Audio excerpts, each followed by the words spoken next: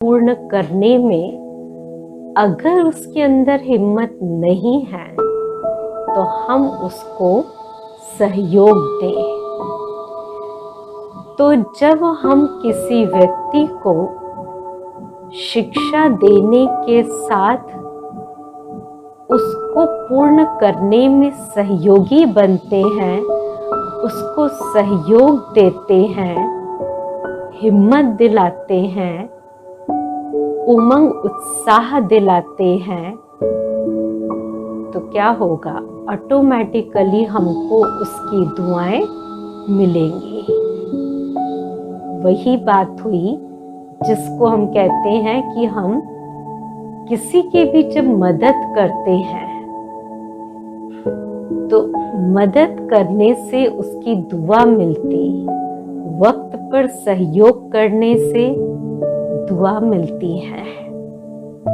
और साथ में जो सबसे इससे भी ज्यादा महत्वपूर्ण बात है, क्योंकि ये पिछले सत्र में लगभग ये चर्चा हो चुकी थी, लेकिन अब जो तीसरी बात की हम चर्चा कर रहे हैं वो ये है कि दुआओं का पात्र बनने के लिए हमको पहले स्वयं के अंदर परिवर्तन लाना होगा।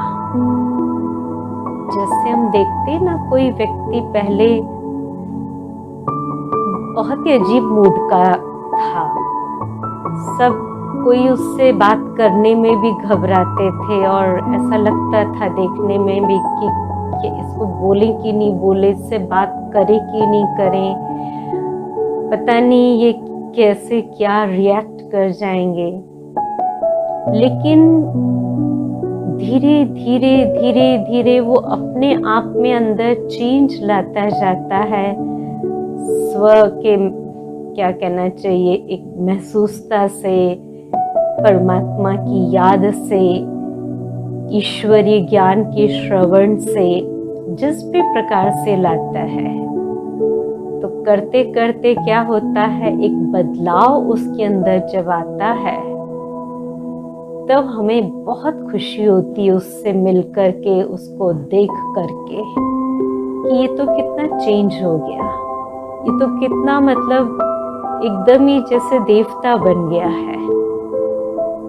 तो इसलिए कहते हैं, क्योंकि भगवान के पास, परमात्मा के पास कहो या शिव बाबा के पास, तो हर प्रकार की हमारी बातें पहुंचती है।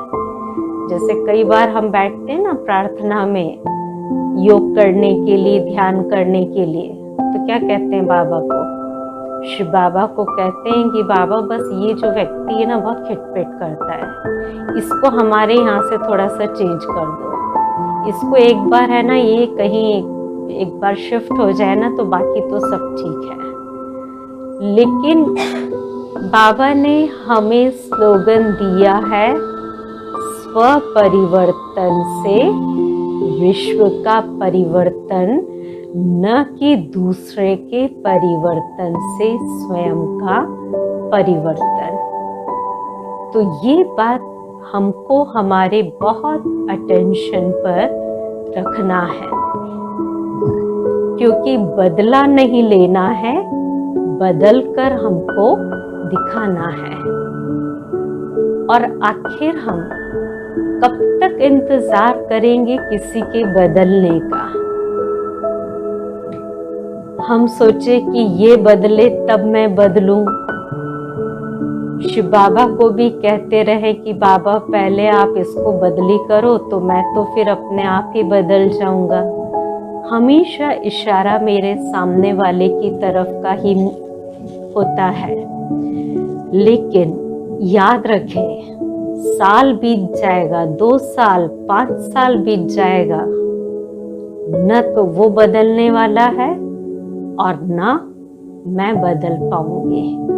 बातें वही, स्थिति वही है, मैंने झगड़ा वही, सब कुछ वही, तो खुशी का लेवल भी कभी ऊंचा नहीं उठ पाएगा और ना दुआओं का जो बैंक बैलेंस है वो भी कभी भी बढ़ेगा नहीं। तो अगर मैं स्व परिवर्तन का ध्यान रखती हूँ तो उससे मुझे औरों की दुआएं मिलती हैं और औरों की दुआएं हमारे बैंक के बैलेंस को बढ़ाती हैं। तो इस प्रकार से देखा जाए जीवन में ये दुआ बहुत महत्वपूर्ण कार्य करती है। कभी कभी बड़ी छोटी बात लगती है कि क्या फर्क पड़ता है, लेकिन नहीं, फर्क क्या पड़ता है नहीं पड़ता है वो तो समय बताता है। लेकिन बस हमें इतना पता हो कि जैसे एक एक पल का, सेकंड का बहुत मूल्य होता है, वैसे एक एक चीजों का, बातों का, स्वभाव, संस्कार का, हमारे शुभ संकल्पों का बहुत असर होता है। इसलिए दुआ जो है बहुत ऊंची चीज है और दुआओं के खाता को हमें अपने जीवन में बढ़ाते चलना है। तो आए हम देते चले सबको दिल से दुआएं। चाहे कोई क्रोधी है, लोभी है, कितना भी अहंकारी है, कितना भी जोर से हमसे बहसबाजी करता है, शीतल जल के छींटे हम उसके ऊपर डालते जाएं, क्योंकि परमात्मा जो शांति के सागर हैं, जिनकी असीम शांति की किरणें मुझ आत्मा पर भ्रकुटी के मध्य जो बहुत शुद्ध स्थान है वहां पर आती जा रही है और मुझ आत्मा से, भ्रकुटी से वो शीतल जल की किरणें चारों तरफ वातावरण में फैलती जा रही है। पूरे विश्व में हर एक मनुष्यात्मा बहुत शांत होती जा रही है। महसूस करें, सब एक दो को दुआएं दे रहे हैं, सबको सबसे दुआएं मिल रही है। ओम शांति।